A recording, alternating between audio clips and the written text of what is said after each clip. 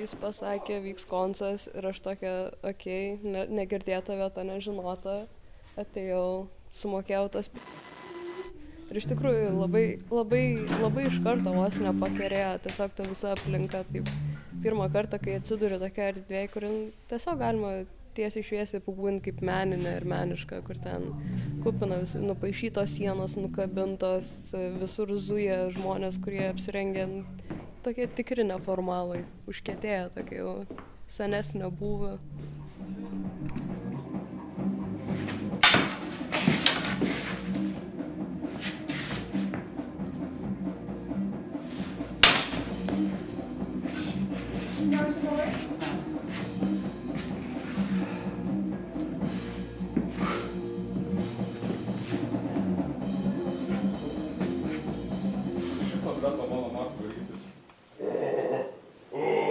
Aš tai norėčiau žemus mokėti, bet man nesigauna. Aš mokiaus vakar žemus daryti, kur tipo...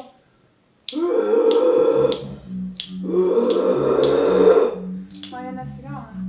Nu, jie gauna žemesni negu mano midai, bet tai nėra žemas, tipo. Tai sakė, kad dar yra kita technika, kur tipo tu neišputi orą, tu įtrauki orą. Tipo, kur...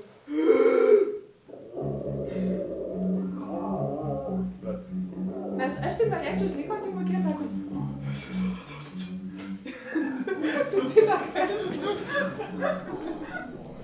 Pirma atrodė labai tokie užsidarę ir labai tokie gatekeepy, nes ten būna tie mitingai, susirinkimai kiekvieną trečiadienį ir ten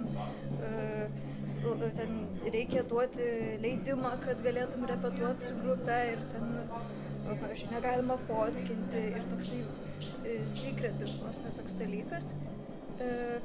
Bet kai kažkaip ten įsispraudi šiek tiek ir pasibendrauji, tai labai įdomus žmonės, labai savotiškai, kiekvienas savo tokį cinkelį turi ir jo tokia, kaip čia, idiosinkratiška bendruomenė. Miegot yra gerai, labai sveika galvai, tada neišprotėjai. Tiesa. Iš tikrųjų, norėčiau miegot daugiau. Bet galva neleidžia. Gan, tipo, žinai, latinišką pasakymą cogito ergo sum? Wow! Jis yra šiandien romėna. Pizda, tas Bachmo, tai kur cogito ergo sum reiškia, mąsto vadinasi esu. O, Dieve, prasidėjo. Ir tada, in my case yra, I think, therefore I don't sleep.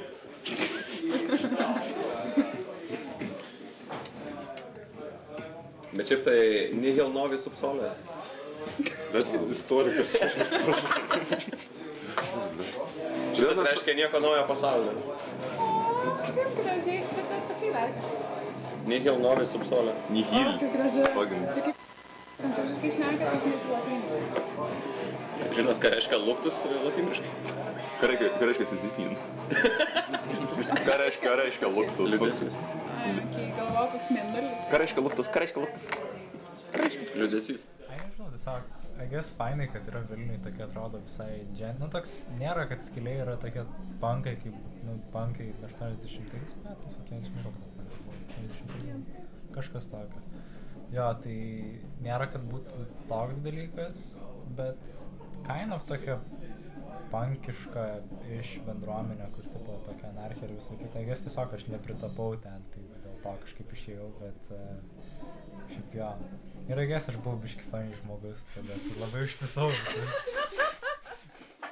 Dabar, kai iš karto atneši kamerą,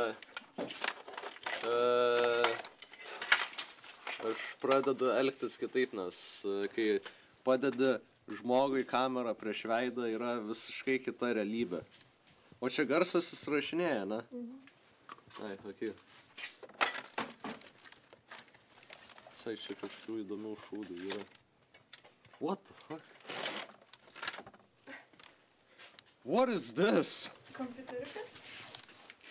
Holy fuck, kodėl jie kompiuterį čia turi? Čia atidavimai. Čia viskas atidavimai, jeigu kažką atneši in exchange. Ar jis veikia?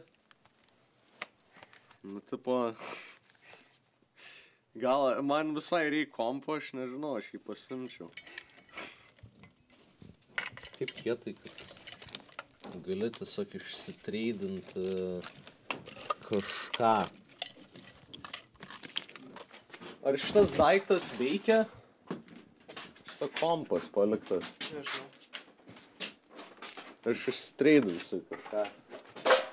Kurį aš, manau, lėtą kažkas kitas padėti, jis turėtų. Ir turi patekti, ten turi priverst tos vietinius su tavim bendrauti, nes kitaip tu ten neįsisprausi. Jo. Ir šiaip kas man patinka, kad ten skylė techniškai yra toks suaugusių būrelis. Nes visi iš tikrųjų turi ten dieninius darbus, nėra taip, kad jie ten kažko pelnyje iš skylės.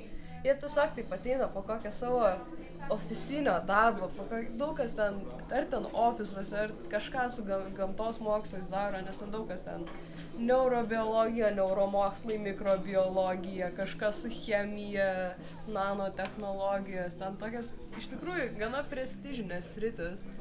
Ir tada ateina toks žmogus, kuris baigia vieną iš prestižiškiausių ten mokyklų, ten studijų krypčių ir tu matai, kaip jis kiekvieną savaitgalį uliavoja skylėj.